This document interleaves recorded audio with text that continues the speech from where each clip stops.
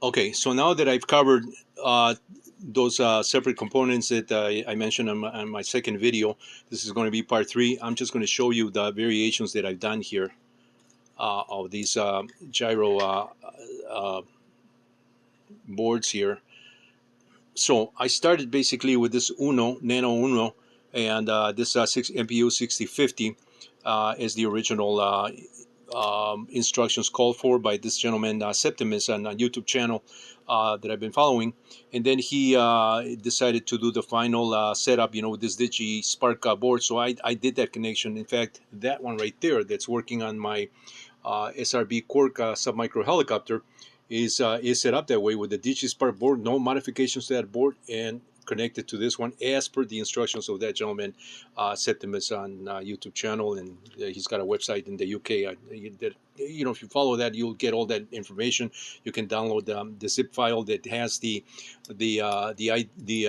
INO file, the sketch basically to allow you to do this type of setup right here. Of course, every setup is going to be different. In my case, where I differ than his setup is that he's using a servo to control the tail of a helicopter that's got collective pitch on the tail. Mine are all electric, so I'm using instead of a servo, I'm using a speed control to drive the motor.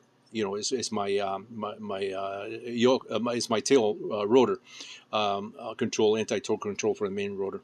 So that's the only difference, and I've had to play around with some of those values there because this was originally very sensitive, with the setup for the servo, and I'm still tweaking some of those things. In the process of doing that, I decided to bypass, the use of this regulator and some of these additional components that you see here, and I decided to just buy these chips as standalone chips and just program them separately, and that's what I was doing with this particular setup right here, because you can do that. There's a number of ways to program these things.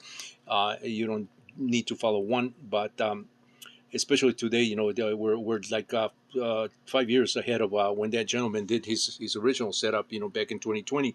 So things have changed a little bit, and you can, there are some additional files that you can use, to program these things and other methods, and that's what I've been doing, kind of finding my own way around. Like I said, I'm not a programmer, but I do understand electronics. So that's a benefit. So these are my setups here, and you can see they all use this MPU 6050. This is the original MPU 6050 that I got from one company, and these that have the closer pinouts to the very edge are from another company. I don't know if these are the same because I'm getting different results. I'll explain that in my next video.